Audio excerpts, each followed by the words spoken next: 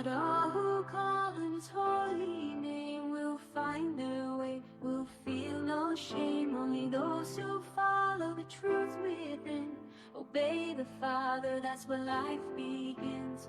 All the loud voices, they lead astray, but Jesus is the truth, the only way.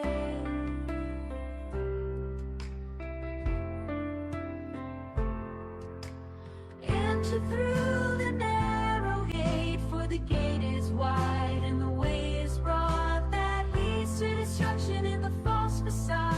Many walk that path and don't see the sign, but the gate is small and the way is divine. The road to life, oh, so few will find. In the light of love, leave the darkness behind. Salvation is a gift, it's not of our hands, not by the works or binding demands. It's free for the lost, for the weary soul. Come to Jesus, let him make you whole. If you thirst and hunger, just kneel down and pray. He's waiting there, don't let it slip away.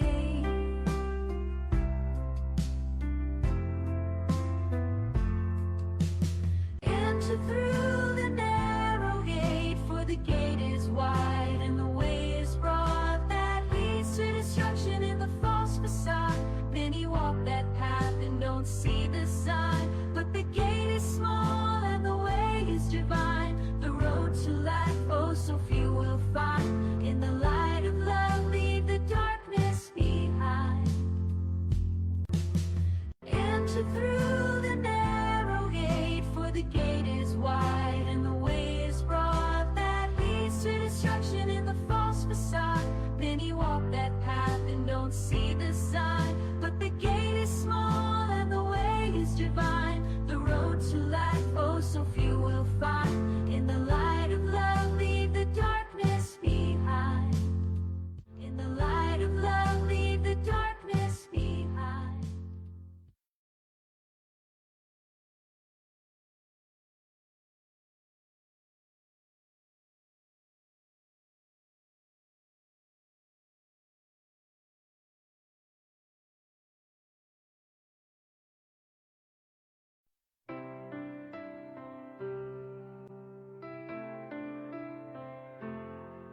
Not all who call on his holy name will find their way, will feel no shame. Only those who follow the truth within, obey the Father, that's where life begins. All the loud voices, they lead astray, but Jesus is the truth, the only way.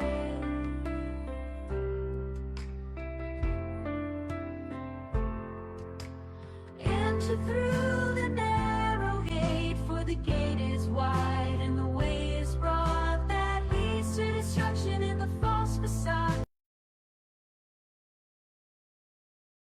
Hey, magandang gabi po. Welcome back sa atin pong live podcast and the Narrow Gate Ministry. Ngayon lang po uli kami nakabalik ni Pastor sapagkat nitong nakaraan pong week ay naging busy po kami. May kanya-kanya pong mahalagang pinuntahan. Pastor, so ayun, Pastor, magandang gabi rin po sa inyo. Magandang gabi, Pastor Derek. Si Pastor Derek po, yung hipag niya ay sumakabilang buhay na. No? Kaya po lagi po siyang lala. Ako po naman ay sumakabilang bayan. Yan. Kaya po pareho po kaming bala sa this week or last week. Tuloy-tuloy po muli tayo at tayo po ay mag-aaral muli ng salita ng Diyos at ang ating paksa ay tungkol nga sa 666 o ang tinatawag na Antichrist. Yun. O yung kalaban ni Kristo, no, Tama po. sa Tagalog. Ayun, so nabanggit yung nga po, Pastor, yan, ayun, topic natin. So ngayon po, kaugnay po niyan, ano po ba yung mga common beliefs o yung mga pangkaraniwan talagang pinaniniwalaan po ng mga ng mainstream Christianity or ayun, yung nga, yung mga paniniwala nila, maririnig po natin at pag tinanong mo yung ibang mga Kristiyano, ganito ang paniniwala namin sa 6666 or sa Antichrist. Siya yung ganyan, yung Papa o yung Presidente. Ano po? Tingnan natin muna, no, yung verse kung saan binanggit ang 666. At yan ay nasa Revelation chapter 13.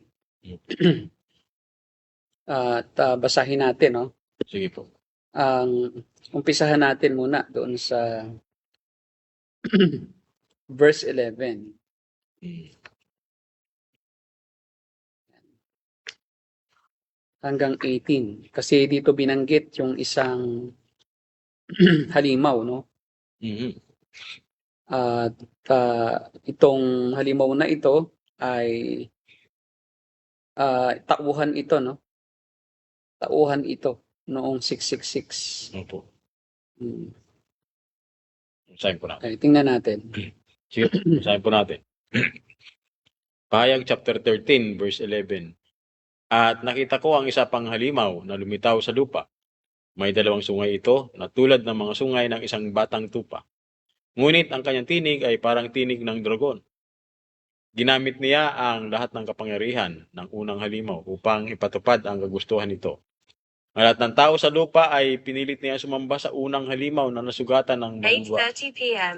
Ngunit gumaling na. 153. Verse 13, kahanga-hanga ang mga kababalaghang ginagawa ng pangalawang halimaw. Nagpaulan siya ng apoy mula sa langit at ito'y nasaksihan ng mga tao. Verse 14, Hmm. nalinlang niya ang lahat ng tao sa lupa sa pamamagitan ng mga kababalaghang kanyang ginawa sa harapan ng unang halimaw. Naikayat niya ang mga taong gumawa ng isang larawan ng unang halimaw na nasugatan ng tabak, ngunit muling gumaling. Tuloy po natin. Pinaintulot din sa kanya ng bigyan niya ng buhay ang larawan ng unang halimaw. Kaya't nakapagsalita ang larawan at ipinapatay nito ang lahat ng ayaw sumamba sa kanya. Sa pilitang pinatatakan ng ikalawang halimaw ang lahat ng tao sa kanilang kanang kamay o sa noo, maging sila'y dakila o hamak, mayaman o mahirap, alipin o malaya. At walang maaring magtinda o bumili, malibang sila'y may tatak ng pangalan ng halimaw, unang bilang na katumbas niyon. Kailangan dito ang karunungan. Maaring malaman ng sinumang matalino ang kahulugan ng bilang ng halimaw sapagkat ito'y bilang ng isang taong ang bilang ay 666 o 6. Yeah. So, kahit ang mga Reformed theologian ay mayroong statement do sa Westminster Confessions of Faith, no? Doon sa chapter 25, point number 6, no? At ang kanilang pangunawa sa Antichrist ay literal din na tao, no? At yun ay ang Pope. Kaya basahin ko, no?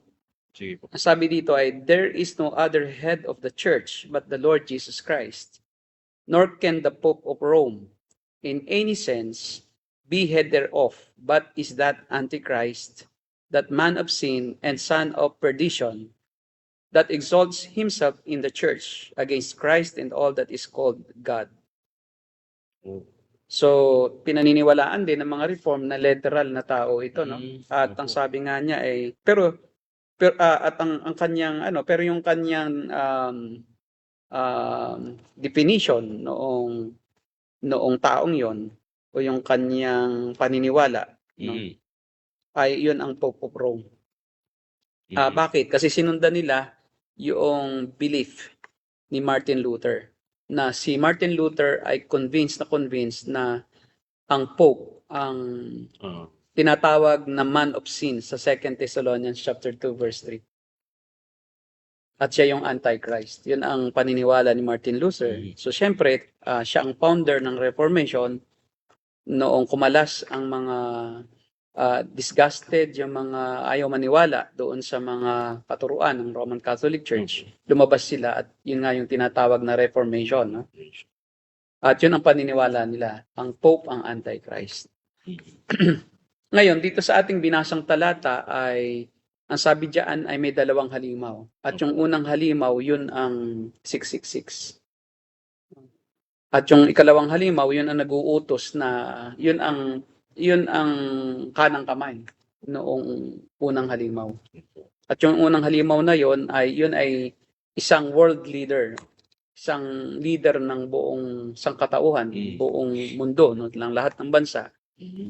At pipilitin niya na ang tao sumamba sa kanya.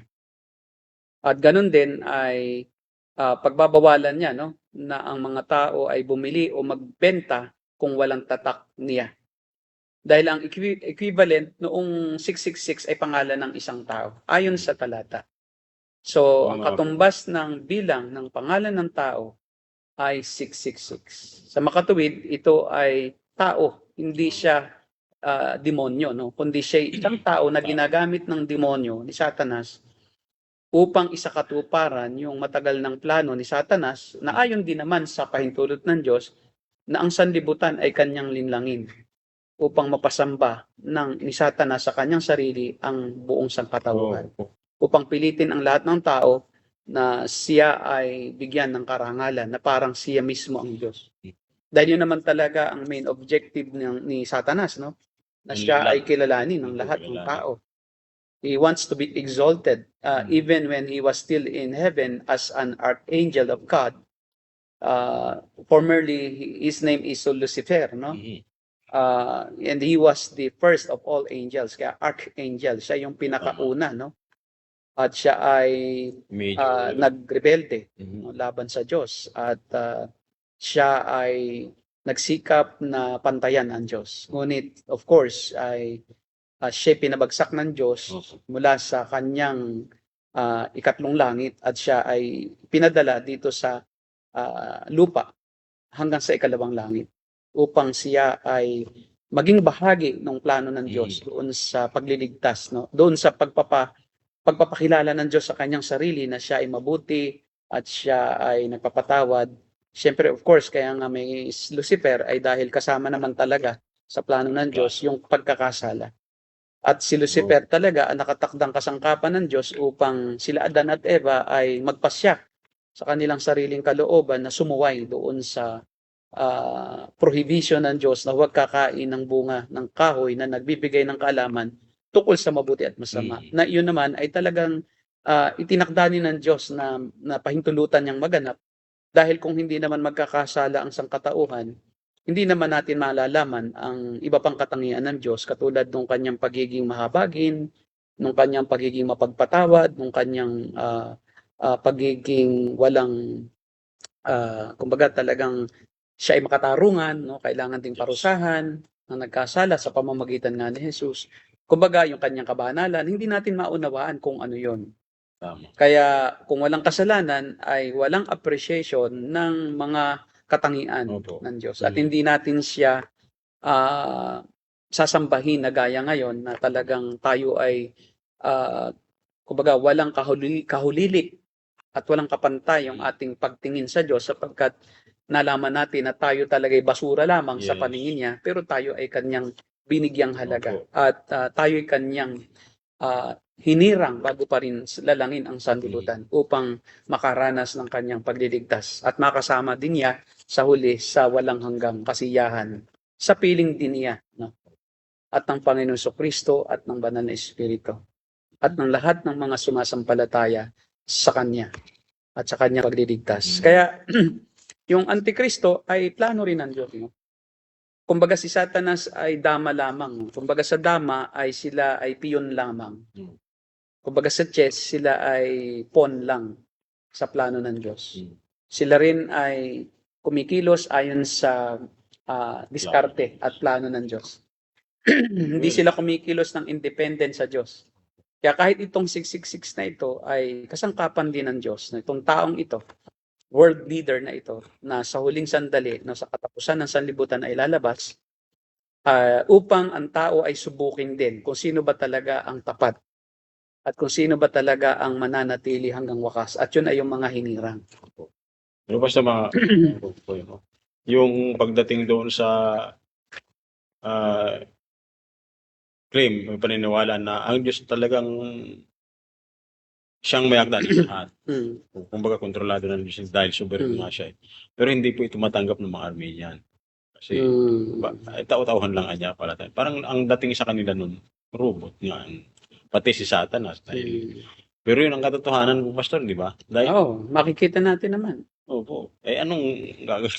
Pag hindi kontrolado ng Diyos, hindi siya sovereign. Ang nakasalalay doon sa katuruan na ang tao lang ang nagpapasya at ang Diyos ay parang sumusunod lang doon sa gagawin ng tao at siya ay subordinate lang doon sa desisyon ng tao, ay lalabas na ang Diyos ay walang kapangyarihan na kontrolin ang lahat ng bagay. Kaya nga sa pagsisikap ng mga Armenians, o yung mga naniniwala sa free will, Mhm. yung libertarian free will na talagang Yan.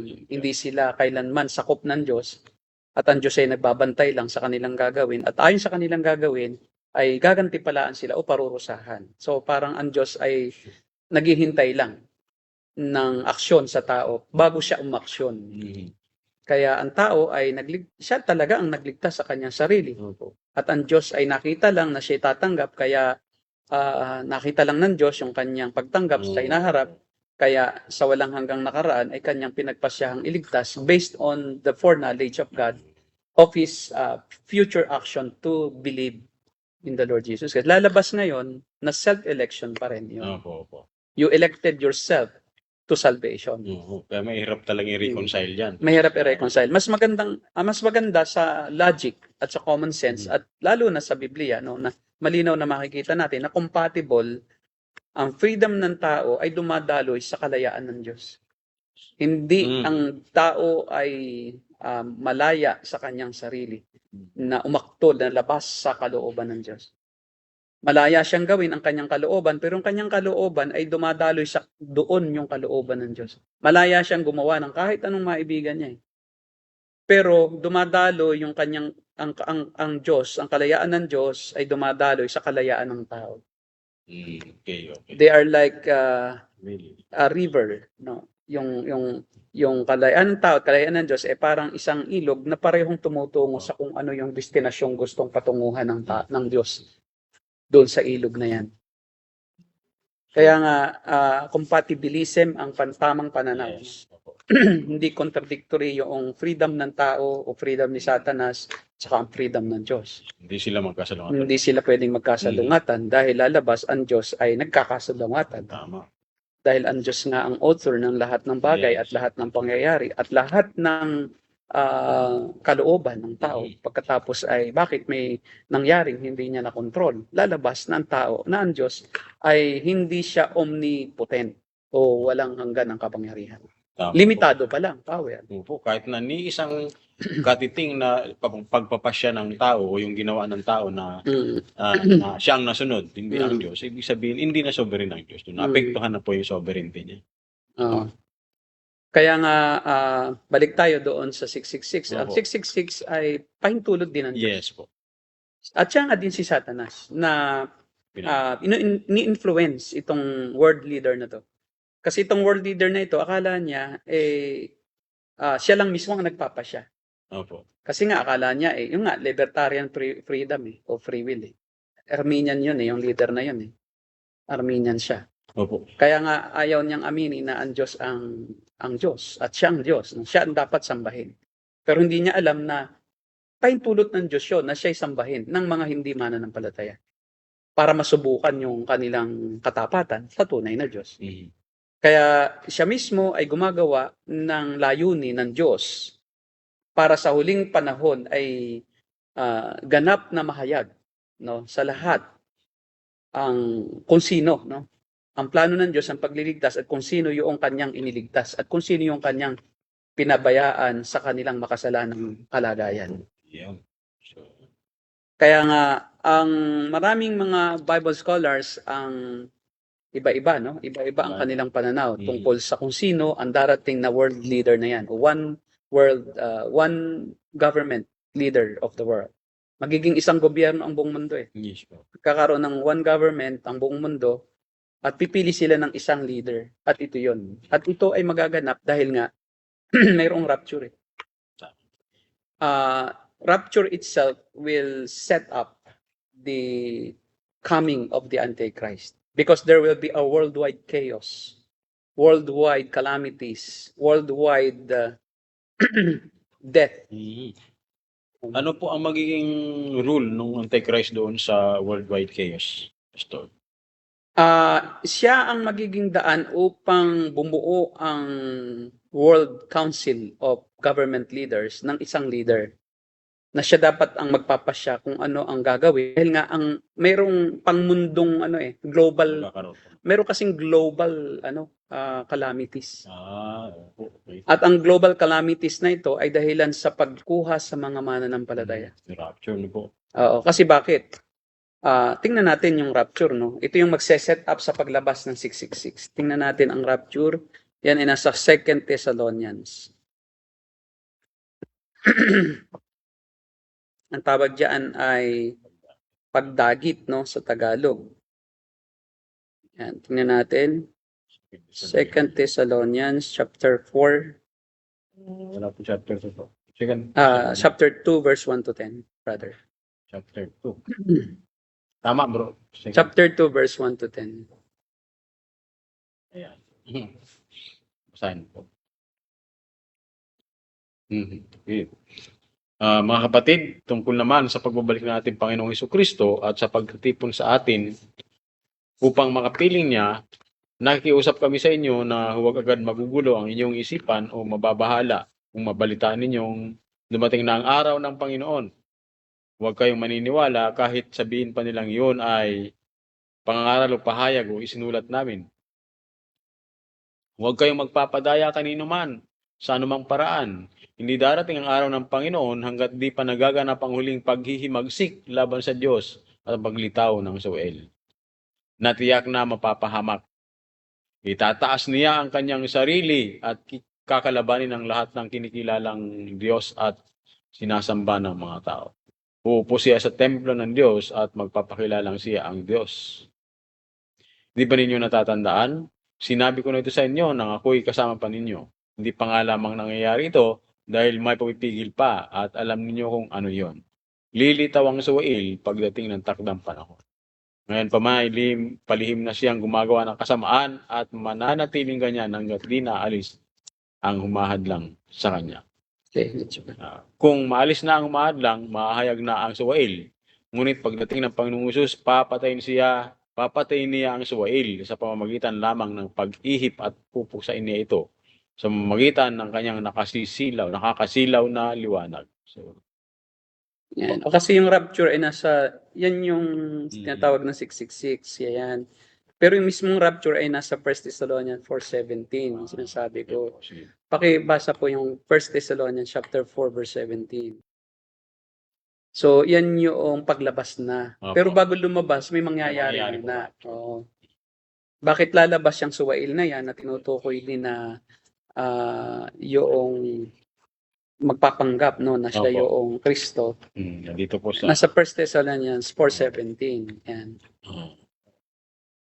Pagkatapos tayo namang mga buhay pa at natitira ay titipunin sa alapaap kasama ng mga binuhay upang salubungin ng Panginoon sa impapawid. Sa gayon, makakapiling natin siya magpakailanman. Yan, yun yung pagdating ng Panginoon kasi may two phases yung pagdating. Opo. Yung isa na invisible coming at yung visible. Yung pag sinasabing visible, yun yung pagtatayo na ng millennial kingdom. Opo, sa earth. Pero invisible coming kasi siya ay nasa alapaap, hindi siya lalapag sa lupa. Kaya hindi pa yung tinuturing na second coming. Yun ay pagsundo lang. Kasi sa oras, bago lumabas ang 666, kaya niya munang kukunin yung mga Kristiyano para hindi na makasama sa pagdurusa. Diba? Kasi kung kanyang pababayaan na nasa lupa ang mga hinirang, ang mga elect, daraan sila doon sa kalapastangan ng walang pangalawa, doon sa kapighatiang walang pangalawa. At doon, Great Tribulation period. Kaya nga, bago yun maganap, kaya ako naniniwala sa pre-trib rapture Kasi iingatan ng Panginoon. Sabi nga dyan tayong mga buhay pa ay kukunin. No? Pagdating ng Panginoon. Hindi tayo makakaranas ng kamatayan. Kasi sa rapture, bago yung pagdating ng 666 na yan, bago yung pagtatayo ng one world government, ay magkakaroon ng dadating ang Panginoong Hesukristo, susunduin ang mga nabubuhay na mananampalataya, hindi na daranas ang kamatayan. Yun ang sabi sa 1 Thessalonians. Tapos yung mga namatay na, maling mabubuhay yon. At sasapi yung kanilang espiritu kaluluwa na galing sa langit, at yung kanilang mga katawan ay biglang sa isang iglap mabubuhay na maguli, at magsasanib yung kanilang kaluluwa at katawan sa himpapawid. At magtatagpo-tagpo tayo doong lahat. Lahat ng mananampalataya sa himpapawid at sama-samang idadalhin sa kalangitan doon sa piling ng Panginoon sa ikatlong langit. Ngayon, ang dahilan kung bakit magkakaroon ng one world government sa rapture kasi, imaginein mo na lang. Kaya dito, yun ang tinutukoy ng Panginoon sa Matthew 24, no? Pakibasa mo sa Matthew 24, verse 21. Verse 15 to 21. Okay, basahin po natin. Yan, pakibasa. Yan ay tungkol doon sa kapighatiang walang pangalawa, no?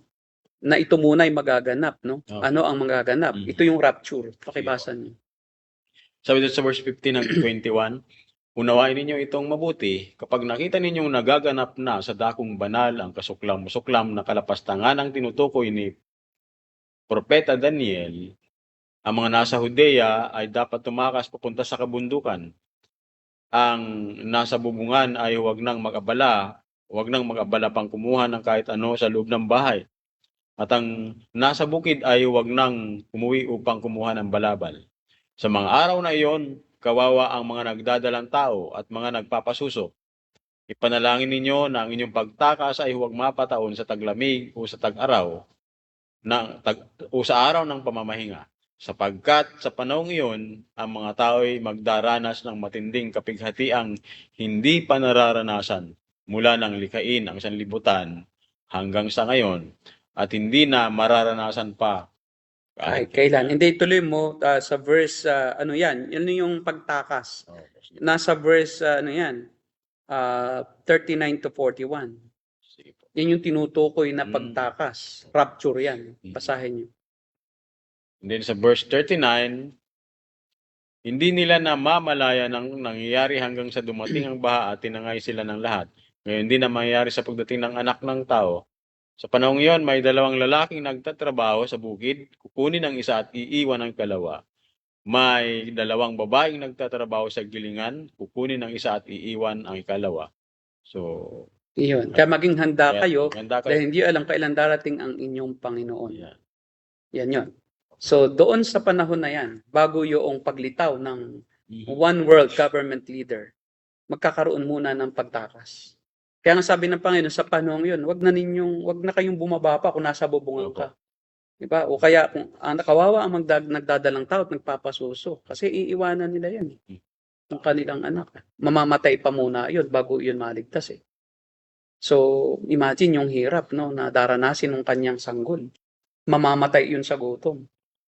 O ang mga magulang yung tatay noon kung hindi elect, no, kung hindi siya pinapanahanan ng Espiritu Santo, magdurusa siya, makikita niya ang kanyang anak na saan niya dadalhin ito? Sinong papakain? Nagkakagulo lahat. At magkakaroon na nga ng tinatawag na Great Tribulation period. Magtatatakan yan. Bakit? Kita mo may dalawang gumigiling, iiwanan ng isa. Yung isa maiiwan. May dalawang nagtatrabaho sa bukid, kukunin yung isa, maiiwan yung isa. There's no other interpretation, Rod, other than rapture. Kaya sabi nga ng Panginoon ay panalangin ninyo na ang araw na iyon ay hindi matapat sa araw ng pamamahinga o sa araw ng nagkakatipon. Kasi mas lalong matindi yung kayo nagkakatipon tapos biglang nawala, naiwan ka.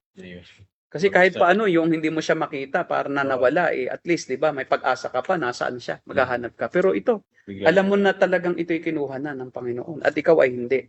Pero may kaligtasan pa rin hindi kasi ibig sabihin, mali yung dispensationalism na belief na hindi na maliligtas pag nagpatatak. That's the Darwinian eschatology. Pagka ang pagpapatatak, ang siyang ang hindi pagpapatatak ang kaligtasan ay di by work na ng salvation. Tatakas ka. Paano kung ikay ginapos at natatakan ka? Tapos ayaw laban sa kalooban mo, ay di hindi ka maliligtas. Yung bata natatakan habang naiwan ng magulang o kung sino man. No, yung mga nasa bilangguan, dadalhin sa bilangguan, pipiliting tatakan. Yun ba ay, ang sinabi doon, ang nagpatataak para sumamba sa halimaw. The reason of their having that mark of the beast is their worship and their allegiance to the 666. Kaya may dalawa yung condition Ang magpatatak para sumamba sa halimaw. That's the purpose. Pero yung nagpatatak na hindi sadya, o natatakan ng hindi sadya. Pinuwersa, nasa ospital, may sakit, hindi na makakilos, tinatakan, babay na kaligtasan, hindi yon. At sa panahong iyon, ang banal na espiritu ay nasa lupa pa rin. Kasi bakit? Ang ibang theology ng eschatology ng ibang yung sa kay Darby na dispensationalism. Sa panahon daw iyon, wala nang Espiritu Santo. Kukunin na rin daw. Hindi. Ay di ang banal na Espiritu hindi magiging omnipresent pag nawala sa lugar na ito. Hindi kailanman mawawala ang presensya ng Espiritu Santo, kundi ang kanyang gagawin ng banal na Espiritu, siya magkukundik pa rin. Oh, yes. Yun nga lamang ay naiwan na sila. During the time na sila ay magmumuni-muni pa at kanilang babalikan yung mga kanilang narinig at sa mga nagaganap, kanila talagang napagbulay-bulay. And during that time, they will be regenerated also. May maliligtas pa rin. Yes, oo. Yun ang isang mali na pananaw na wala na daw kaligtasan sa panahon na yon. Yung mga naiwan. Kung manaiwan. At pag kailangan daw magpatuloy hanggang wakas sila. Makipaglaban, wag magpatatak. Kung tatatakan, tumalo na lang daw doon daw sa bangin. Di ba? O kaya magpakalunod na lang. Hindi ganoon. Hindi po by work ang salvation from all dispensations of time. Or, di ba? In all dispensations of time. It's all dispensations of grace. There's no two kinds of dispensation when it comes to salvation. Parang pagdating dun sa tribulation. Kaya ang bintang nung iba doon sa paniniwala natin na naniniwala tayo sa rapture at sa millennial kingdom ay katulad tayo nung dispensational view ni John Darby.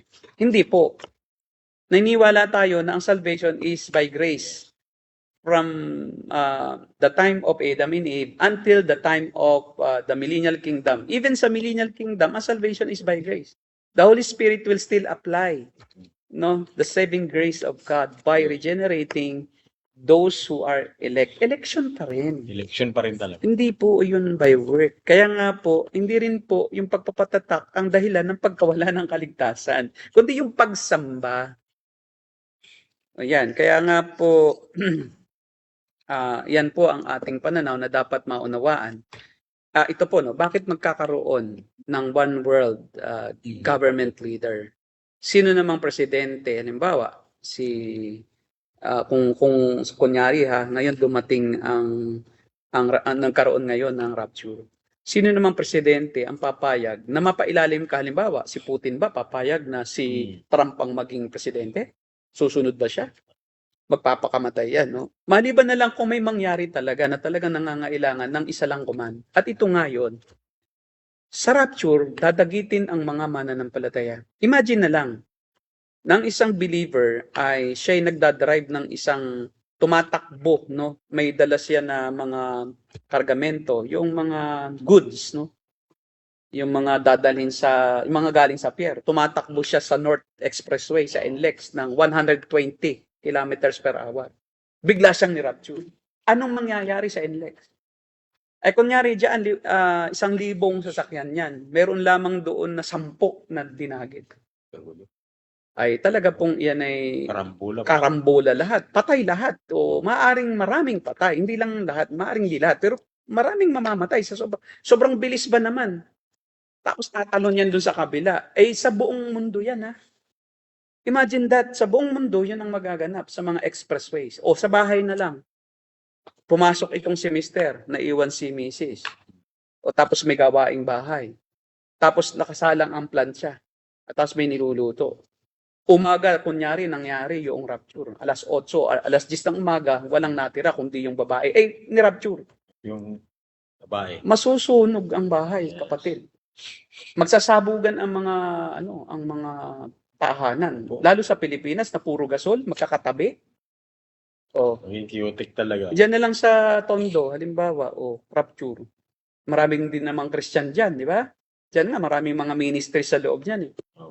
So regardless of their denominations, if they are elect, they will be raptured. Regardless of their state in spirituality. Kasi sa iba, kailangan daw na ikay banal pag dumating si Jesus Christ. Wala ka daw kahit isang kasalanan para ikay ma-rapture. What? Mayroon bang taong walang kahit isang kasalanan kahit sa mismong rapture? Kahit isang araw? Wala, lahat ng tao nagkakasala, minuminuto yan. Kahit pa ikaw ay Kahit ikay nagsinungaling pa dahil kailangan magsinungaling dahil nga may pinoproteksyonan ka. Halimbawa, may uhulihin kamag-anak mo. Dala ng iyong pagmamahal sa kamag-anak, nag-white lie ka. May warrant of arrest. Andyan ba si ganito? Hindi ko po alam. Ay lumating ang Panginoon Kristo dahil doon di ka na nakasama.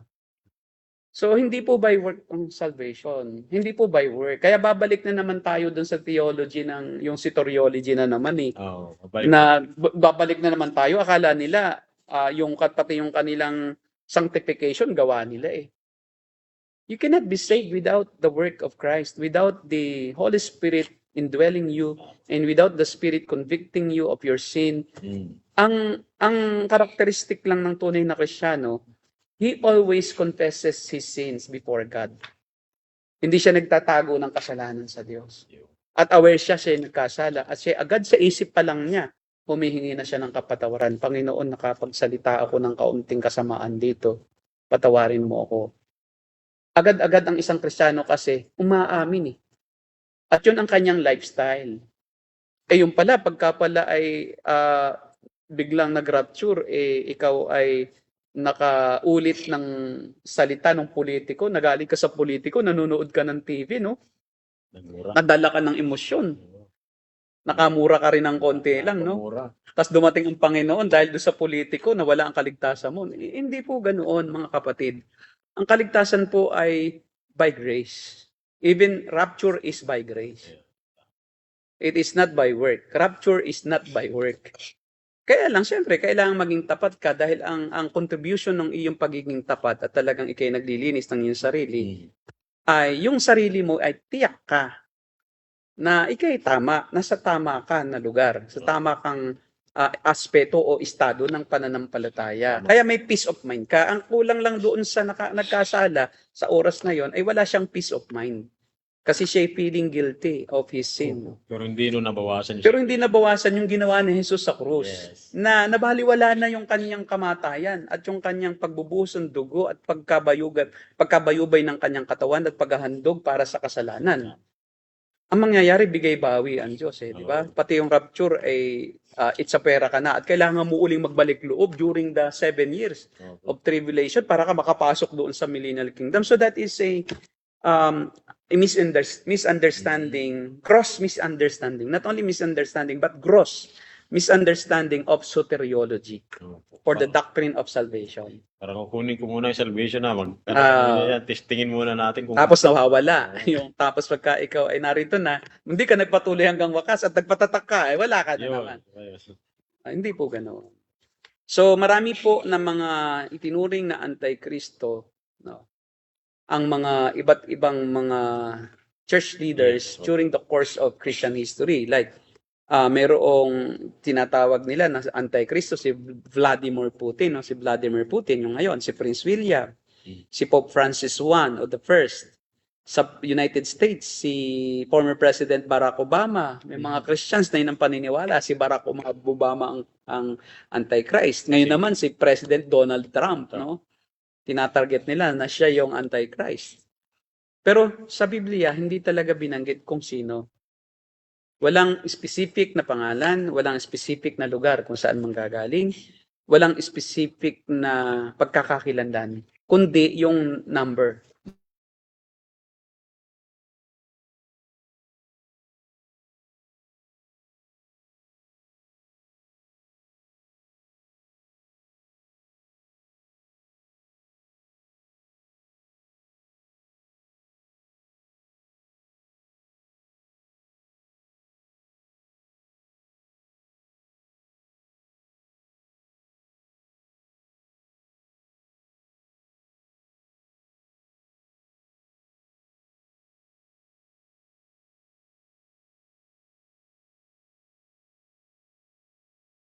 That's the symbol of incompleteness.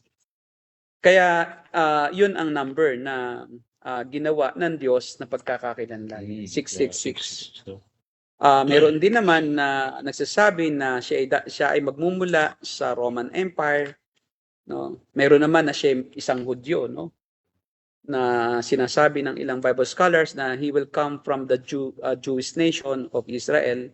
Magkiklaim siya na Messiah. Meron naman na ang Antichrist ay isang Muslim. No? Opo. Magiging influential sa buong mundo ang Muslim na ito at siya yung gagamitin ng demonyo ni Satanas upang kontrolin, no? ang leadership ng buong mundo at pagkakaisahin niya ang buong mundo. Magpapanggap muna siya dun sa first 3 years noong Great Tribulation Mm. na siya ay mabuti.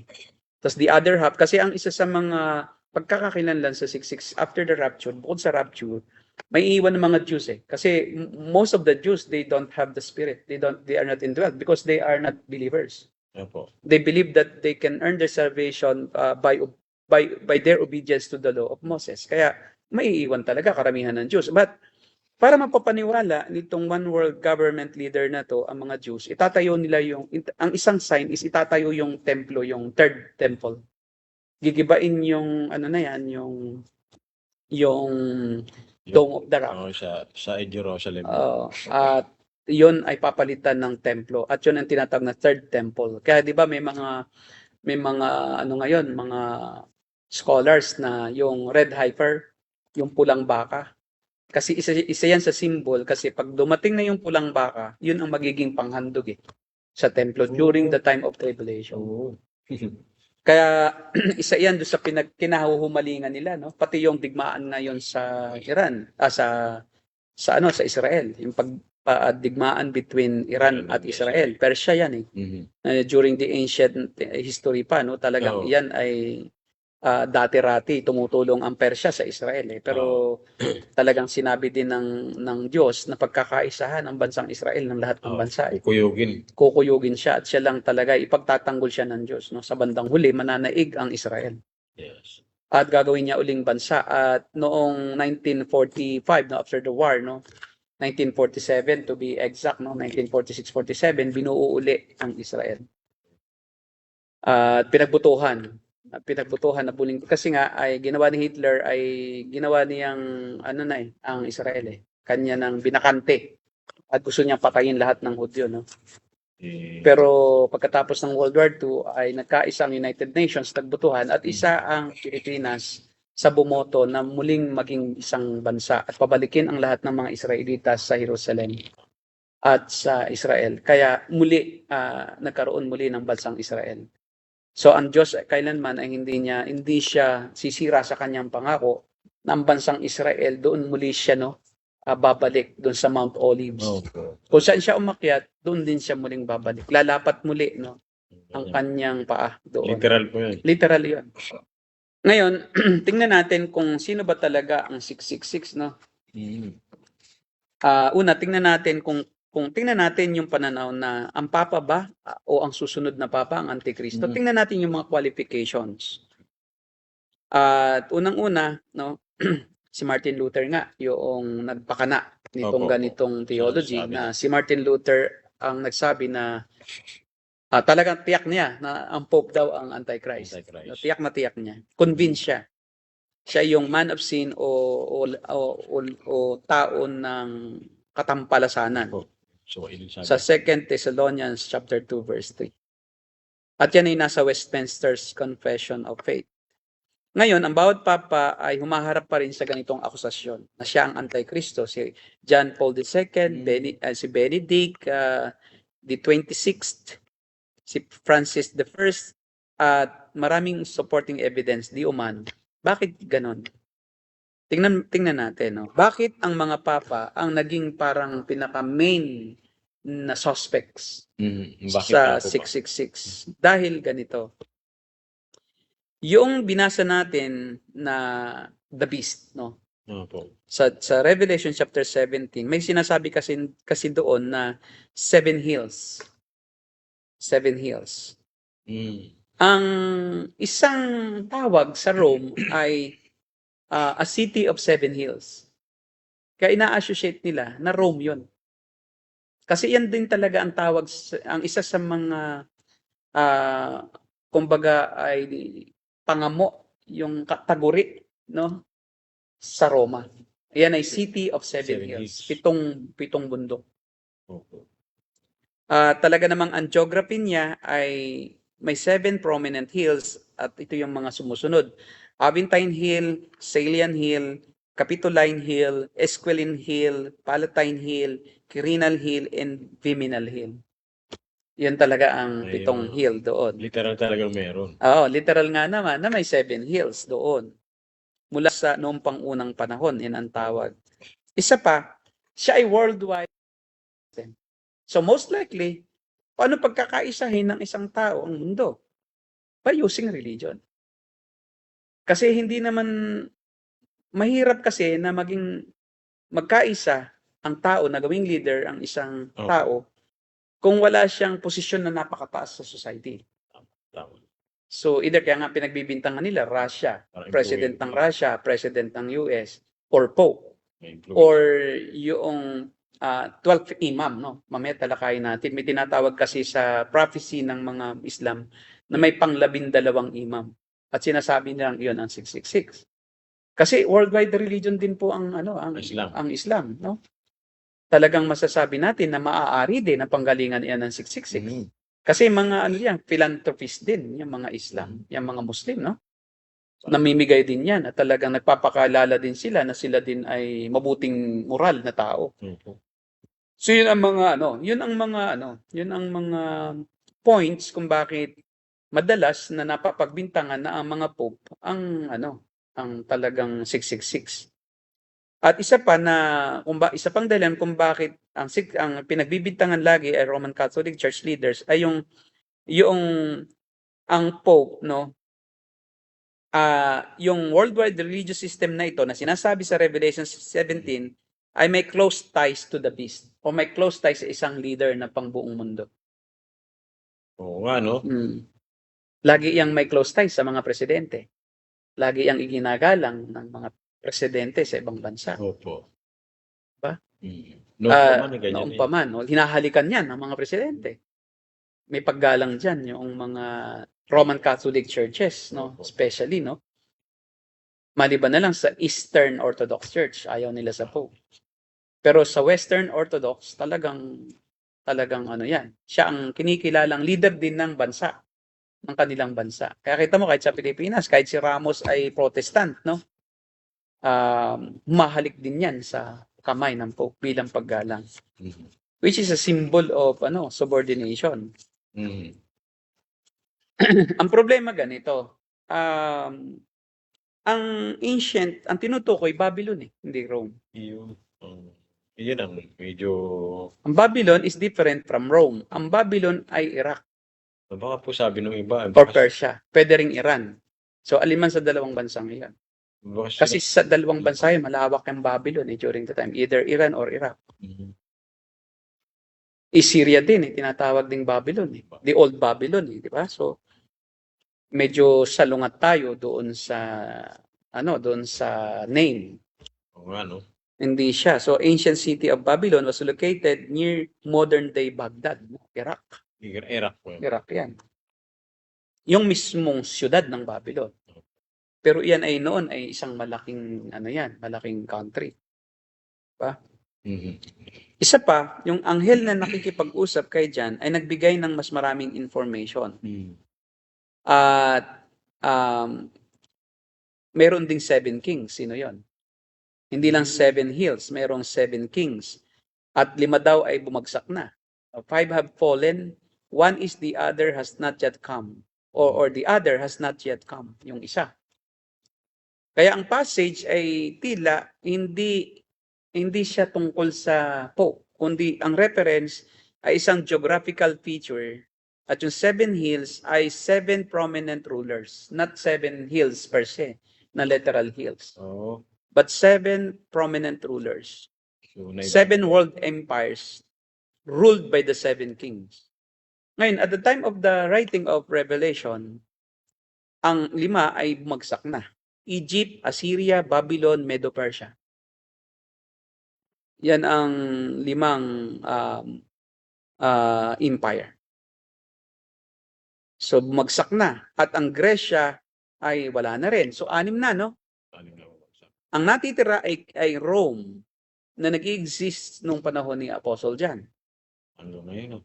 Oo. And 1 had not yet come. Sino ngayon yung isa? Hindi Rome. Kasi may darating pang isa, yung ika-7. Ngayon, ang sabi nga ng iba, baka ito ay Russia. Baka ito ay America. Maaaring yun doon manggagaling. Isang prominent nation or empire sa buong mundo. Hindi kaya po China? Mayroon ding naniniwala na China, no? lumalakas. Oo, kasi ang China talagang, Ano siya, superpower. sabi nga the rest ay made in China. Hmm. Di ba? Imagine mo, Pastor, Lahat ng, Antichrist na made in China. di ba, Chinese speaking. Di ba? At ang sa China, doon ang gagaling ang mga kulto, maraming kulto. Gayun yung tinalakay natin, no? Opo. Na kulto, no? Nakara- Nung nakaraan. Kaya nga, possible, well, dahil sa mga ganitong mga consideration, possible naman din na baka ang Pope nga ang Antichrist o isa sa mga darating na Pope. Opo. Pero hindi nga nagbigay ng specific o sapat na information ang Biblia. Kaya huwag tayo maging dogmatic, no? Hindi tayo tulad ng iba na dogmatic na talagang ito na. So we still have rooms for interpretations. Kung Yes. baka madagdagan Mm. ng isa pang leader. No, baka magkaroon mo rin ng isa pang hindi natin sure kasi sa ngayon, no, ang China nga ay tinatawag na sleeping giant noon, ha. Oh. Tanda ko noon mga 2004, ang China hindi pa ganyang kalakas. So, ngayon, bigla siyang lumalakas. Tapos ang usapan namin ni Kuya Bob noon, yung senior pastor ko dati sa Sampaloc Bible Church, sabi niya, alam mo, parang prophetic siya eh. Pastor Bob, sabi, alam mo, Mil, nakikita ko, ang China lalakas. At magkakautang pang Amerika sa China. Dahil nakikita niya yung movement. Kasi si Pastor Bob is a businessman din. Hindi lang siya plain pastor, siya ay bivocational. Nagpipilit siya na i-augment ang kanyang income. Hindi siya umaasa lang sa miyembro. Kaya nagtitinda yun ng gatas. Yung sako-sako na gatas, binibenta niya yun gamit yung kotse niya. Sinasakay niya doon sa sa loob, sa likod ng kotse. Binibenta sa mga miyembro, kahit sa mga tindahan. Tinitingi-tingi niya yun. Doon, dyan sa Divisoria. May mga stall siya dyan. Ngayon, marami pa kasing mga dapat gawin ang 666, no? Halimbawa, sabi sa Daniel 9:27, ang description sa kanya, he will come promising peace. Yes. Darating siya na nangangako ng pangbuong mundong kapayapaan. Sa 1 John 2:2, no, he will deny the true nature of Jesus Christ. Magiging siyang kabagkagaya ng mga INC na Arianism ang view. Opo. Na si Jesus Christ ay hindi tunay na Diyos. Yun ang mga katangian niya. At he will practice lawlessness later on. No? After na maipakita niya na siya ay man of peace, bigla siyang magpapakita ng tunay na kulay. Kasi sa 3.5 years niya, pagkatapos ng 3.5 years niya na rule as one world government leader, bigla niyang Sisirain. sisira siya sa pangako sa Israel. Opo. At siya ngayon ang uupo doon sa templo at sasabihin niya na ako ang handugan niyo ng alay, ng panghandog. Siya ang Diyos. Kanya talagang yung tinatawag na abomination of desolation. Talagang kalapastangan ng walang pangalawa. Yun. Ibig sabihin, Pastor, fake, false Christ. False Christ and false False hope. God. False peace din yung pong... False peace. Oo. Sa una, akala mo, magdadala siya ng kapayapaan. Pero hindi pala. Yun ang... broken promise. Yeah. Yun ang kanyang gagawin. And he will exalt himself as God. 2 Thessalonians 2:4. He will draw the world into false worship. Sabi doon sa Revelation, sa ating binasa, chapter 15, talagang pasasambahin niya ang kanyang sarili. Yes. Utusan niya yung kanyang prophet na pasambahin mo sa akin lahat. By hook or by crook, sasamba kayo. He will blaspheme God. Bubusungin niya ng Diyos. And he will desecrate God's temple. Yun nga, iuupo niya ang kanyang sarili doon at magsasabing ako na ang Diyos na bumaba sa lupa. Opo. And he will target the Jews and followers of Jesus for death. Yun nga, yung magkakaroon ng tatakan para yung mga mananampalataya, alam niya hindi magpapatatak eh. Bakit kaya magkakaroon ng tatakan? Kasi ang precursor doon sa pagtatatak ay yung ang pagkawala ng mga nadagit o mga narapul. Kasi ang aakalain ng mga tao ay alien invasion. Kasi ayaw nila talagang maniwala sa Diyos eh. Hindi sila papayag na nirapture yun. Ang kanilang theory ay kailangan tatakan at ang microchip yun eh. Kasi mayroon ding false Holy Spirit eh. Ang false Holy Spirit nila ay technology. Kita mong technology ngayon, alam na kung nasaan ka. Pero by means of technological advancement, yung mga camera sa buong building, na parang he imitates the role of the Spirit Nakikita. nakikita niya yung galawan. Nalalaman niya kung ano yung kinikilos. Oh. Parang nagiging omnipresent, no? Ang technology. Sa China, sa bawat kanto-kanto talagang mayroong tutok sa yung mukha. Opo. At ngayon sa Pilipinas, halos lahat ng kanto na meron na. Yung Intap, Intap ba yun? Yung Mm. sa Incap, Oo. Incap. Isa yan sa mga precursors. Talagang, kasi bakit? Yung microchip na yon, ang theory ko rin naroon ang lahat ng informations tungkol sa'yo. Hindi ka makakabili kasi nandoon na. Wala nang pera. Wala nang papel na pera, walang barya. Naka-store na lang ang information, bangko na lang. Tungkol At, sa account. hindi mo na kailangan mag-withdraw. Bakit? Kailangan mo magdala ng pera. Pag tinapat mo lang ito sa scanner, makikita, mababawasan ng account mo. Babawasin na noon ng cashier. Di ba? 40 pesos. Babawasin sa account mo yun. 40 million. 40 million, bawas. Di ba? So, ganun na siya. Wala nang cashless society. Wow. Kaya nga tayo, we are moving towards a cashless society. Yes, opo, totoo yan. Ngayon, kita mo, sa pag-Gcash na lang, di ba? Cashless. Parang palitan na lang. Tapos bibili ka, Gcash. Wala na yung cash. G na lang. Yun na lang. Globe na lang. Yung Diyan sobrang yumaman si Ayala. Oo. Sabi niya. Yung paglitaw po nitong mga cryptocurrencies, kasama rin Yes, po, no? kasama yun. Kita mo, tinanggap na rin ng China ang cryptocurrency ng Amerika, ng Russia. Hindi nilang tumatanggap sa value ng cryptocurrency ay mga third world countries kasi wala silang means na yung technological advancement para mapera eh. Ano. Kasi hindi naman tinatanggap pa ang crypto sa pagbili dito eh. Yes. Ani mo yung crypto na pera mo. Ang crypto, sabi nga, pseudo money yan eh. Dahil yan naman ay, yung coin, yung bit ng computer. Yung bit. Kaya coin, yung bit, yung World Wide Web, pagka nagbabrowse ka sa internet,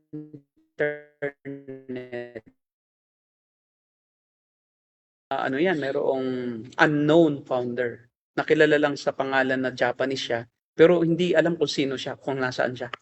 Hindi talaga nagpakilala. Diba? So, precursor na yan. Pagka mayroong mga sekreto, ay Talagang. pag mysterious, ay spiritual ang ano niyan. Diba? Kaya makikita natin na sa buong mundo, halos ay cashless na. Pag pumunta kang China, pag may dala ka lang na yung Alipay, GCash, Alipay na rin, tinatanggap. Tama. Pag may dala kang GCash, pag may bank account ka, basta debit card or credit card, kahit wala kang pera sa bulsa. Kaya diyan ako nung pumunta kaming China eh. No, talagang pipigain ka. Sabi, sir, you don't have cash, but can we see your debit card? Pagka mahina-hina ka doon, aalukin ka ng napakamamahal na produkto doon. Oo. Lalo yung mga tourist,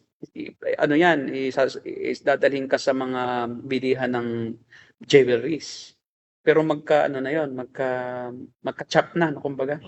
Yung Kutsaba. tourist guide mo at saka yung mga agent doon, may malaking komisyon yon. Pag nakadala at ang mamahal, 100,000 ang isang alahas. Pinakamura doon, 300,000.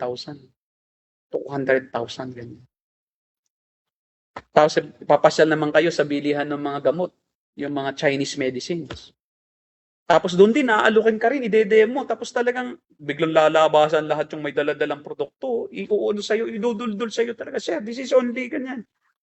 So, pagka kayo ay magkakasama, mapapahiya naman kayo pag walang bumili. Ngayong isa, mapipilitang bumili para yung lahat, damay-damay na, no? Laking pera. Talaga na naman. Pag wala kang pera, kukunin ang mo, pipigain ka, baka meron ka dyang debit card, i-check nila yun. Paruldapan yun. Grabe. Kaya nga ayaw ko na pumunta doon sa China. Talaga naman, doon pa naman kami nagpasko. Sobrang traumatic experience. Pag nalamang ikaw ay may daladalang mga kung ano-anong mga cards, tapos paputangin ka pa. Sabi na, sir, you can do it tomorrow kasi wala ka na, limited na eh. Sabi, sir, sorry, ma'am, it's already limited. Sir, yeah, we can trust you. You just bring it wherever you go in China. Kasi bakit? Sa China, alam kung nasaan ka. Monitored ka. Hindi ka palalabasin ng immigration. Kaya mabayaran mo talaga. di ba? Kaya buti na lang at ibinigay din ang sukli. Kasi nasobrahan yung bayad ko, nagsukli naman. May sukli pa rin. O through rin online. O di ba? So at least may rin takot sa gobyerno din kasi pwede mong isumbong din sila eh. So patatakot sila. Baka mawalan sila. Kasi lahat doon controlled ng government. Even yung mining, controlled ng government. Yung pagbibenta, controlled ng government. Walang hindi kontrolado ng government. Run by the state. Communism. Kaya wala kang takas. Kaya sila nagpapatong ng malaki for extra. Tapos hindi nila, siyempre, pagka hindi ka magre-require ng resibo eh. Opo. Pagka ikaw ay foreigner eh. Basta man magagamitin yung resibo na yun. Hindi naman yun, dito, Hindi credit. BIR, no? Di ba? Walang BIR doon eh. Di ba? So, kung may business ka, pwede mong gamitin. Kung pahintulot ng ng board mo. Grabe po, sa ibang bansa. So, maganda pong magbakasyon sa Europe na lang. Maganda po, bigyan ko kayo ng idea, mura, Vietnam, Vietnam. Thailand. Wag sa Japan, napakamahal. Singapore, napakamahal. Sa Vietnam, may 6,000 ka, bali ka na. Ay, hindi. Yung 6,000 mo may sukli pa. Pwede yung pamasahe, pero mura pa rin pamasahe. May baong kang 6,000, mayroon ka pa daw sukli. 3 days, may sukli ka pa. Masasakyan mo lahat. Kaya pag kayo po ay gustong magbakasyon sa ibang bansa, overseas ay Vietnam. So, 1948, nang maging ganap na bansa muli ang Israel. 1947, after 1946, World War II, nagkaisa ang lahat ng bansa na nagbutuhan, Sa UN. 1947, UN na maging bansa ulit. And then, May 14, 1948, naging isang bansa muli. And mahalaga kasi ito sa history. Kasi bakit? Ang pangako ng Diyos kasi sa Israel, walang bansang makakatalo ng ganap sa iyo. At hindi ka kailanman mawawala sa kasaysayan. Kita mo, ang dami nang nawala sa kasaysayan, Nineveh, Assyria, wala na. Babylonia, napalitan na ng ibang pangalan. Napalitan na. Moabita, sila ang pinakasinaunang hanggang ngayon nag-exist. Tsaka Egyptians. Pero yung sumpa sa Egypt, ang sabi ng Diyos, ay hindi na siya muling uunlad. Oo nga. Dahil sa kanyang inapi ang mga Israelita noong sila ay nasa loob ng Egypt sa ilang daang taon nilang paninirahan, ay kailanman ay hindi na magiging prominenteng bansa ang Ehipto. Talagang natupad. Tingnan mo ang Egypt hanggang ngayon ang mga sinauna pa rin ang mga buildings. Kaya nandoon yung mga numismatic na mga artifacts. Kasi lumang-luma na lahat. Hindi na talaga umunlad. Hindi na umanlad. At pangako din naman ng Diyos na kailanman ay hindi mawawala ang bansang Israel sa mapa. Kahit anong liit niyo, kahit gaano kayo kakunti, at kahit gaano katigas ang ulo, walang kondisyon ng aking pag-ibig sa inyo. Kaya ang tawag sa kanila ay bayang hinirang. Kaya hindi pwedeng mawala yan, ma-replace ang... November 29, 1947, nagbutuhan. United Nations voted to divide British-ruled Palestine into separate Jewish and Arab states. And our country is one of the countries who voted yes, for Israel. Okay, kaya nga po, tingnan man natin yung view na Islamic from Islam ang 666, At ito ngayon ay nabibigyan ng pansin dahil nga sa tensyon na nangyayari sa Middle East sa kasalukuyan. Between the Muslim countries. Between Muslim countries, surrounding Muslim countries and Israel nation. At yung mga states, kasi ang Muslim ay meron yan tatlong sect. Ang Islam ay may tatlo ring sect. Yung Wahhabism na sect, ito yung mga intellectual na may Islam. Mga peaceful loving yan and progressive. Businessmen, yung mga yan. Yung Saudi Arabia is Wahhabi Muslim. Mayroon naman na Shiite, ito yung mga marahas. Ito yung talagang nagpapasabog ng sarili. Yung mga suicide bombers. Yan yung mga nagpasabog sa Twin Towers sa US, sa World Trade Center. At ito namang mga Sunni Muslim na kabilang ang mga Muslim sa Pilipinas. Mga Sunnis lang yan. Ngayon, from time to time, nai-infiltrate ng mga Shiite na influence ang mga Sunni Muslim kasi nga sila na may parehong Muslim. Kaya pag nilabanan mo ang mga Sunni, kakampihan niya ng Shiite. Pag nilabanan ng mga Shiite, kakampihan niya ng Sunni. Kakaisa pa rin, pati mga Wahhabi.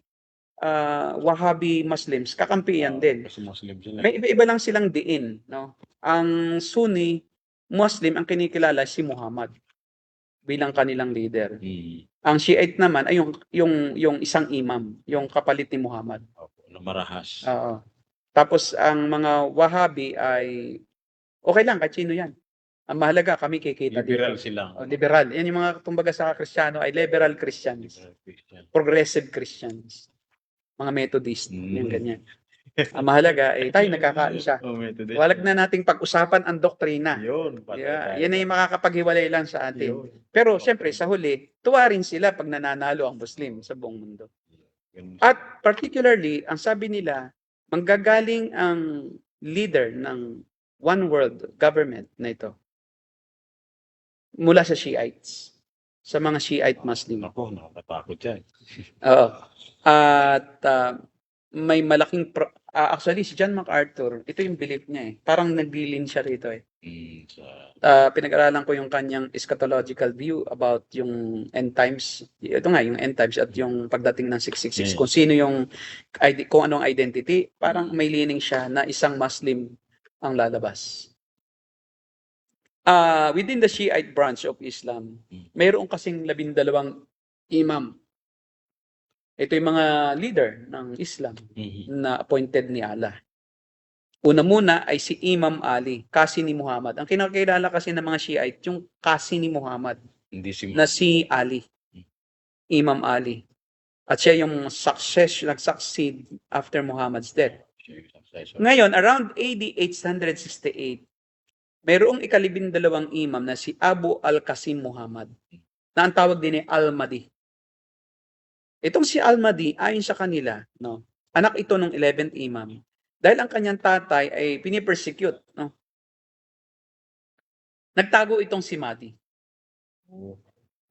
At sinasabi nila na itong si Mahdi, si Al-Mahdi, yung 12th imam, ay nagtatago sa kuweba hanggang ngayon. At siya daw ay will supernaturally return one day, just before the day of judgment, to eradicate all tyranny and oppression. No. So ito yung tinatawag nilang man of peace, the 12th imam. Parang ano to eh, para itong immortal. Hindi namamatay, no? Nagtatago lang siya. O age of 6 pa lang nagtago na. At hindi pa raw lumitaw, hindi pa rin nakita ang bangkay nito o yung katawan nito. Yung batang ito hindi na rin nakita magpakailan pa. Kailanman hanggang ngayon. Pero ito ang sinasabi nilang babalik. At si Imam Mahdi, iko-combine niya ang dignity ni Moses, the grace of Jesus Christ, and the patience of Job in one perfect person. Talaga. At yung hula na ito tungkol sa ikalibindalawang imam ay may striking similarity sa propesiya ng Biblia of the end times. Ayon sa Islamic prophecy, ang pagbabalik ng Mahdi o 12th imam, ikalibindalawang imam, ay may sign at ilang mga events ang magaganap. 3 years ng chaos muna. Ayun eh. Rapture yun eh, di ba? Opo. Yung 3 years na after the rapture, may 3 years, 3.5 of year of chaos. Yes. And he will rule over the Arabs in the world for 7 years. Yun. Yun na yun. 7 years. He is the savior of the world. Ang mangyayari, he will rule all over the world for 7 years. And he will be the savior of the world. In Shiite theology, siya ang savior ng world.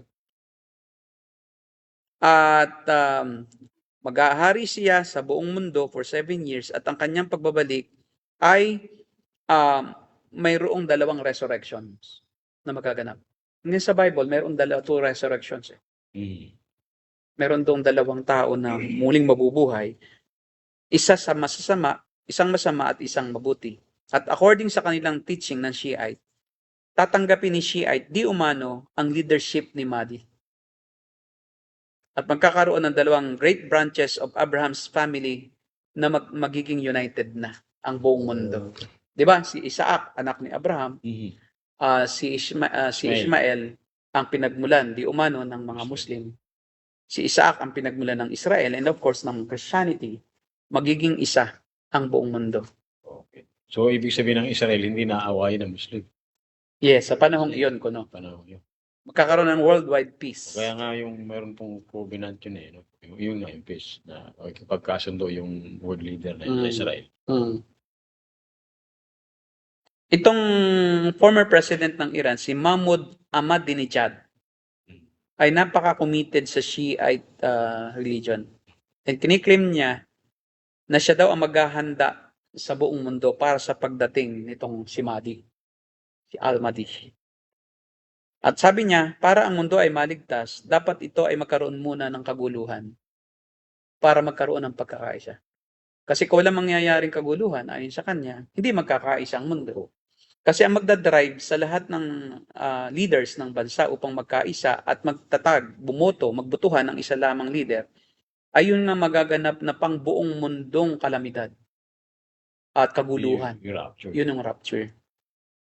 Although hindi nila sinasabi yung rapture, diba? Pero nag-fit in sa theological framework ng Revelation eh. Yung kanilang theology. Kahit di nila alam yung Book of Revelation. Kaya sabi ni John MacArthur, may hint na isang Islamic leader ang pwede talagang lumabas. Kasi kita mo, pag naging mabait ang isang Islamic leader, parang kakaiba ito. Kumbaga sa ngayon, no, parang ang tingin natin, pagka-Islam, mga malulupit yan, ang tingin ng mga Kristyano. Parang palaban lagi sa mga mananampalataya, no? Parang papatay yan.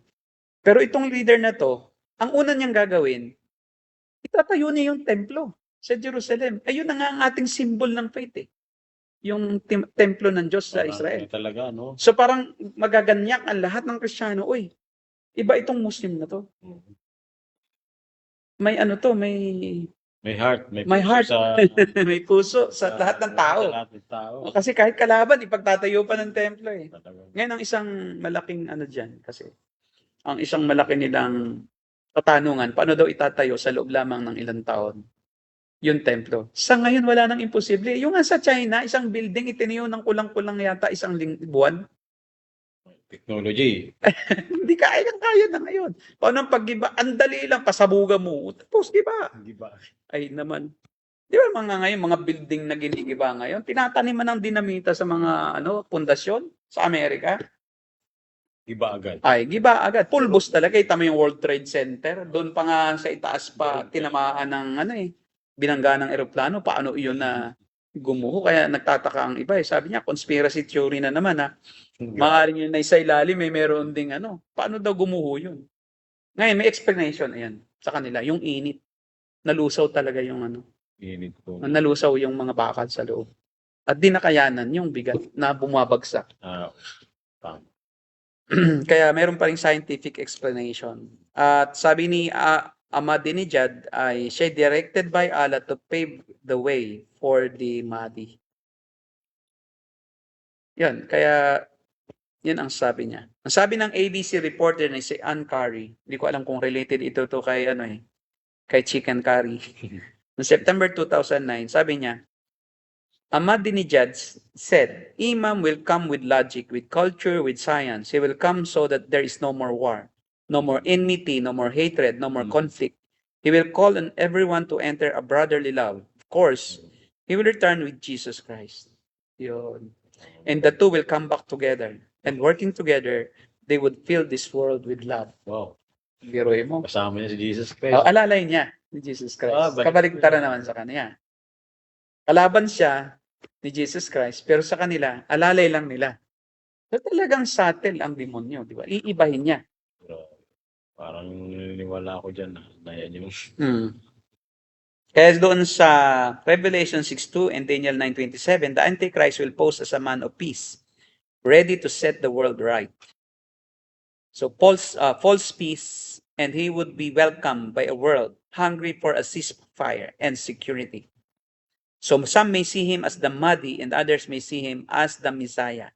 In fact, Jesus warned that the Antichrist would mimic the true Messiah and be accepted by those who rejected Christ. So may mga parallels. So may mga few parallels between the Bible and Shiite theology na ating makikita. Una, the Bible says that the tribulation will last for 7 years. And Islam claims that the 12th Imam will rule the world for 7 years. So may pagkakaparehas talaga. Yung amount of second, Muslims anticipate 3 years of chaos before the revealing of the 12th Imam. And the Bible speaks of 3.5 years of tribulation before the Antichrist reveals his true nature by desecrating the Jewish temple. Third, the Bible describes the Antichrist as a deceiver who claims to bring peace, but who actually brings widespread war. The expectation of the 12th Imam is that he will bring peace through massive war with the rest of the world. May parallelism, mayroong talagang similarities. Only God knows. Until we see this, the fulfillment of this prophecy, it's the only time that we can be assured na siya talaga, or ang Pope pa talaga, or a leader of a prominent nation sa buong mundo. For now, For now, mga nakikita po na. We don't know. We don't know exactly who this 666 or Antichrist is. Okay.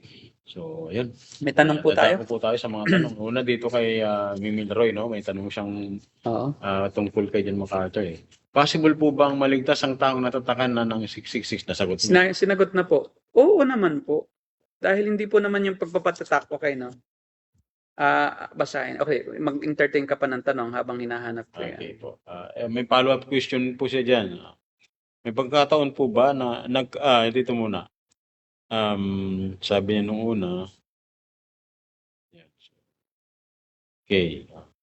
Good evening kay Marvin, no? My brother Marvin, nanonood siya. Sabi niya, nagkamali lang po ba si John MacArthur nung sabihin niya na maaari pang maligtas ang isang tao kahit na natataka na siya ng 666?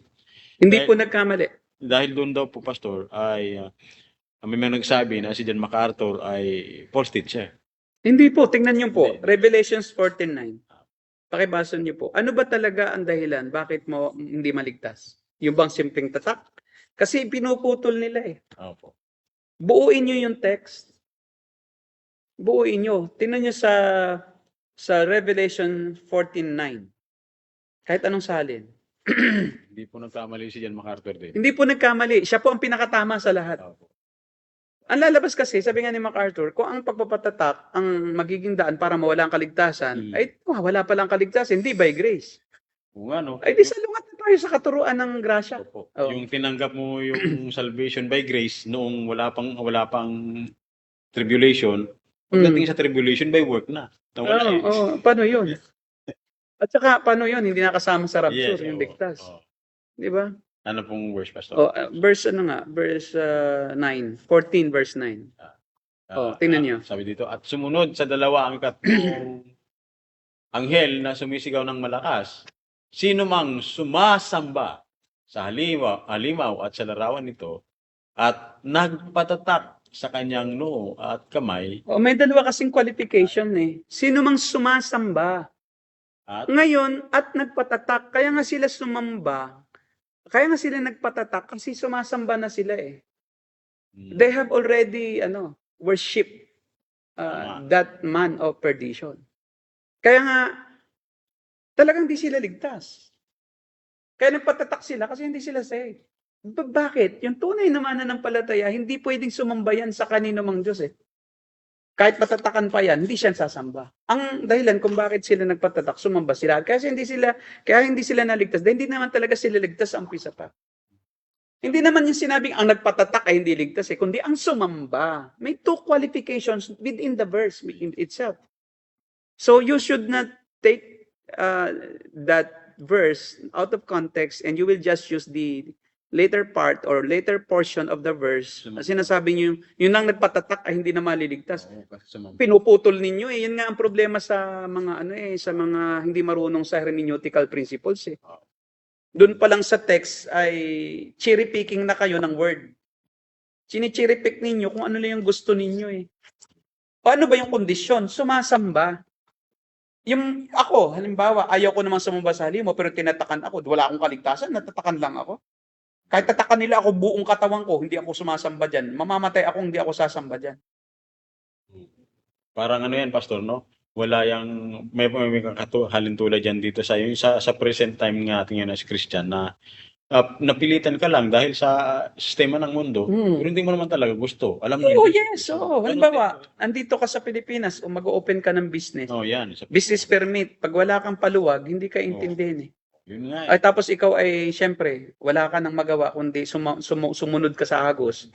O ma'am, ito pong 1,000 na lang kasi po 5 araw na po ako pabalik-balik dito. Pwede po bang tingnan niyo na sa computer yan at i-check niyo lang naman? O yung pala, hindi na ako ligtas. 'Di ba? Sumunod ka ng kasi yung pagpapatatak is kung sa pilitan ng iyong pagpapatatak dahil napilitan ka, hindi dahil sumasamba ka. Oo. 'Di ba? O kaya pinilit ka. Nilit ka lang. 'Di ba? Ibig sabihin ay ligtas ka pa rin. Kasi hindi naman kasalanan ang nagpapaalis ng kaligtasan mo eh. Tama. Walang makakapag-alis ng kaligtasan mo dahil Yes. ikaw Ligtas na. ay tiyak na hihingi ng tawad pagkatapos mo namang makagawa ng ganoon. Hindi naman kasi natatahimik ang Kristiyanong totoo eh. Hihingi mo ng tawad. Oo, talaga pong inihingi ng tawad. Kaya sabi nga ni Pablo sa Romans chapter 7, no? Hindi ko maintindihan ang aking sarili, no? Mm. Ginagawa ko yung ayaw ng isip ko na gawin ko. Sino magliligtas sa akin sa katawang ito? Kumbaga may mga batas at tuntunin sa aking katawan na lumalaban sa aking isip. At kusang yung aking katawan ay nadadala ng batas ng kasalanan. Oh. Pati nga si Pablo umaamin eh. Umamin siya. Ito po, pastor, halimbawa, ikaw ay isang sundalo. Mm. Against talaga sa, siyempre, kasalanan ng pumatay. Mm. Nakapatay ka. Hindi, wala na ba yung kaligtasan? Hindi lang yon. Ito, ganito. Hindi lang sundalo ka. Ikaw ay inutusan ng kalaban, ng sundalo, na ikaw papatayin, pugutan mo ng ulo. Wala ka nang pagpipilian. Alam nga naman, pugutan ko ng ulo, sarili ko, di ba? Tama. O, papatayin kita pag di mo pinugutan na yan. O, ay napilitan siya ang gawin. Ay dahil pa sa napilitan siyang gawin, nakapalit ang buhay niya, ay dahil Wala doon, wala na siyang kaligtasan. At ang pagpatay naman ay hindi yung actual lang na pagpatay. Yung tumingin ka pa lang sa isang tao na may intensyong kang patayin at ang puso mo'y nagngangalit sa galit at puot na gusto mo na siyang panalangin mamatay na talaga ito. Murder na talaga. Murder na yon. Sinong hindi nag-murder ngayon? Yung pagpapakamatay na nga lang, araw-araw tayo nagpapakamatay, possibly. Tawid ka ng tawid dyan, oh. Sa tawiran, nakakamatay. Kristiyano ka, nabasa mo. Tumawid ka pa rin. Ay, nagpapakamatay ka, possibly, di ba? Kaya kita ninyo, walang maliligtas kung ang inyong pamantayan na yung inyong kabanalan, sabihin ko po sa inyo. Hindi kayo maligtas kailanman. Kung ang inyong kaligtasan ay yung gawa ninyo, ay nako po, wala pong maliligtas, wala isa man, wala kahit isang matuwid. Kahit Kristiyano ka na, naging matuwid ka, hindi sa iyo. Yes. Yung katuwiran mo ay pahiram lang sa iyo ni Kristo. Yun. Maganda, Brother RJ na nakaganyan. Kita natin. Okay, may tanong pa ba? Sige po. Meron marami pa po. Thank you po, Pastor, sa pagpaliwanag. Ask ko po kay 5 points. Ask ko lang, pas biblical ba ang microchip na pinapaniwalaan din ng ibang Kristiyano? Hindi makabibili ng ano kapag may tatak o microchip sa kanang gamit. Kaya nga po, kasi nga doon nga ang cashless society na po yan. Darating ang panahon cashless society, doon na lang makikita yung iyong identification, yung financial information. Hindi na kailangan magbayad ka ng cash. Kaya paano ka makakabili kung ang ipatupad ay cashless society? Hindi naman tatanggapin yung pera mo. Ay, hindi na kami tumatanggap ng ganyan. Yun ang dahilan kaya hindi ka makakabili. Dahil ayaw nang tumanggap ng mga store, ng SM, ng mga tindahang maliliit. Pero pati nga ngayon, alaban nyo ngayon, kahit magtataho, mayroon ng GCash. Nagtataho ha, o babayad ka, sir, GCash na lang. O kita ito number ko. O kita mo, pati taho, gumagamit. GCash na. Darating ang panahon, pati yung ang magbabasura GCash na rin. GCash na rin. O kita mo. Baka yung mga hold-upper kung papalit. GCash na rin. Sabi na hold up ka. GCash ko. Yari ka. O, di ba? Patingin muna, buksan mo ang GCash mo. Baka magkano ang laman. Sabi na, magkano ba ang limitation mo? 50. O kahit 50 lang. Kasi di ka naman pwedeng ibigay lahat eh. Kaya lang kukunin ang password mo. Eh, di palitan mo agad pagka uwi mo, di ba? So, hindi na po ngayon, hindi na po feasible yung katwiran na paano mangyayari. Yun, nangyayari na po eh. Nangyayari na nga. Kita mo nga, pagka nagpapa-order lang ka sa Foodpanda, di ba, de-deliver na lang, bayad na eh. Kasi baka po nasa probinsya kayo, kaya ganon. Dito po sa Maynila, napaka-progressive na. Wala na halos imposible. Di ba Shopee na, magtitunog, Shopee. Abi, may order ka pala, oh. Di ba? Mamaya dumating na yung parcel mo. O, tapos sabihin nung ano, wala po kami dyan eh. Ay, mag-Gcash ka na lang po, sabi nung nagde-delivery. Papatungan ko lang po ng, ano, ng person. Ng ano po, ng fee. Oo, Di ba? Biruin mo? alam ni Brother RJ yan eh. Oh, kaya kita mo po, yun po ang dahilan kaya hindi na pwedeng bumili at magbenta. Kasi hindi na tatanggapin yung cash.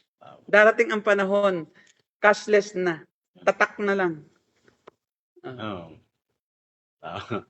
Medyo marami-rami po tayo. Oh, sige po, may tanong pa. Maganda yung mga tanong yun.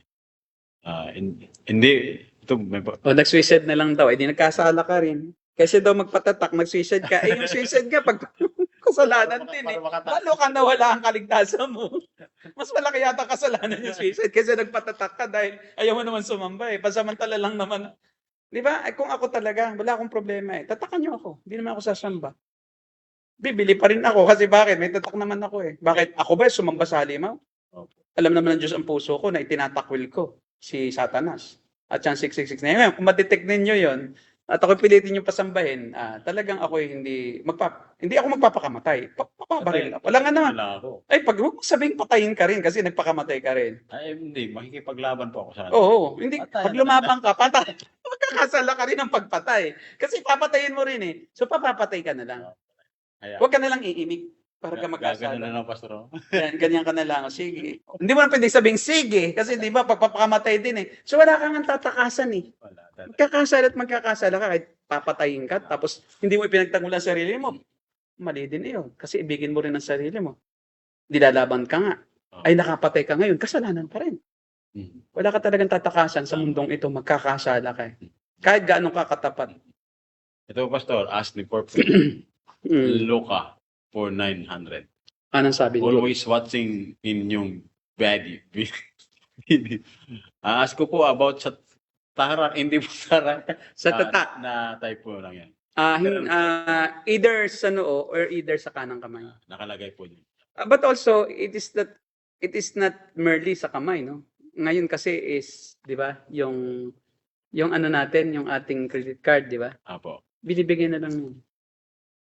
Di ba? Pero doon talaga sa mismo ng rapture, talagang sapilitan yon dito eh. Kasi para kahit maiwala mo wallet mo, meron ka ng pang ano. Kasi emergency cases eh. Minsan nawawala, so para wag mawala.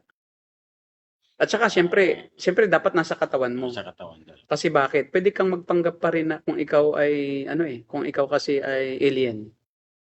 At di ka naman nagpapatatak. Wala naman sa katawan mo yan eh. Pwede ka pa rin umalis. Tsaka ang healing. Kasi wag mong ilagay sa katawan mo. Kasi bakit kailangan nasa loob na ng katawan? Kasi pwedeng yung debit card, ATM or GCash or cellphone, pwedeng iwanan mo yan eh. Paano kanila makikita? Kaya kailangan i-embed na. Pero iyan ay mga precursors lang. O yan ay paghahanda. Kasi use na tayo eh, na may card. So hindi na natin, ngayon, na hindi na tayo yung parang ignorante pa na o kailangan isuot na po dito yung mismong barcode scanner. Yung code mo, may code ka po rito. Yun.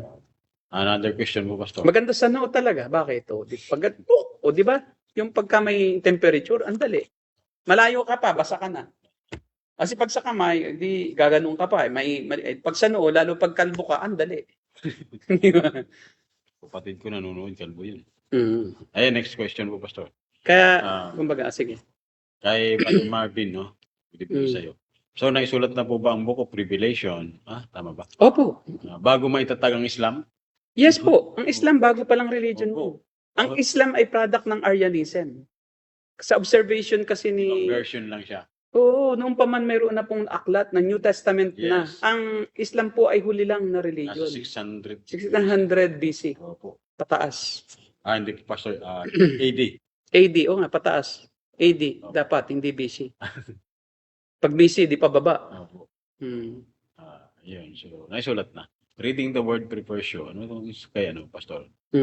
Reading the word prepares you. So, when it's revealed, you won't be taken off guard. Comment lang niya po yan. Magbasa. Parang payo lang niya. O comment. Hindi question. Ito po sa author ko. May tanong siya. Good evening po, Pastor, sa inyo, Pastor Amin sa akin.